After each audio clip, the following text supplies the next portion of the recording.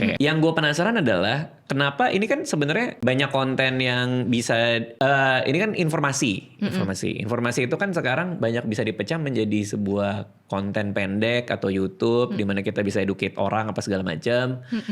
Apa keputusan kalian untuk instead of bikin video-video yang seperti itu di platform sosmed, kalian bikinnya malah jadi buku gitu? Menurut gue sih kalau misalnya konten sosmed itu iya efektif, tapi ada shelf life-nya ya, yang dimana mungkin kalau YouTube gitu, YouTube lebih lama sih ya. Kadang kayak kalau misalnya keywordnya masih relevan masih bisa muncul gitu. Cuman tetap aja orang tuh kayak mungkin untuk minggu pertama naik nih, tapi habis itu ada turun dan sebagainya.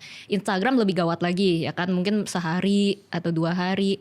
TikTok lebih parah lagi gitu ya shelf life ya. Cepet banget. Aside from YouTube long form yang kayak gini, menurut aku nggak ada konten, nggak ada sosmed di mana yang tepat untuk ngebahas sepanjang ini gitu.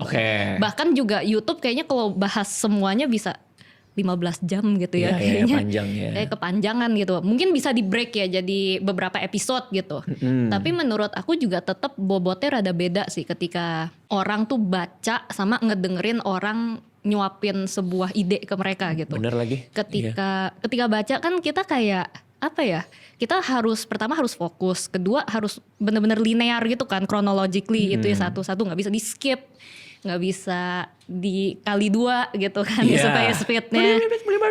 Iya, jadi menurut aku kayak ini pertama bantu attention span juga.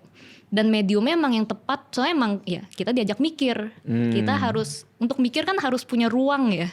Makanya kita juga bahkan kasih space untuk coret-coret di situ. Oh iya, ada ya? Ada beberapa tuh kita suruh mereka langsung praktek. Nah di situ kan kalau di sosial media nggak bisa ya Bang? Iya, bener-bener. Kecil mau pilok HP-nya. Iya. Dan apalagi kalau ketika kita nulis tangan ya, nyoret-nyoret di kertas tuh, ada studinya bilang kan emang jadi lebih nempel di otak. Lebih atentif juga sih kalau nulis. Iya, dan menurut aku juga informasi yang dibukuin itu to a certain extent lebih di value sama orang sih dibanding kalau mereka ngelihat itu gratis di sosmed deh. Lebih ada weight-nya juga dilihat deh.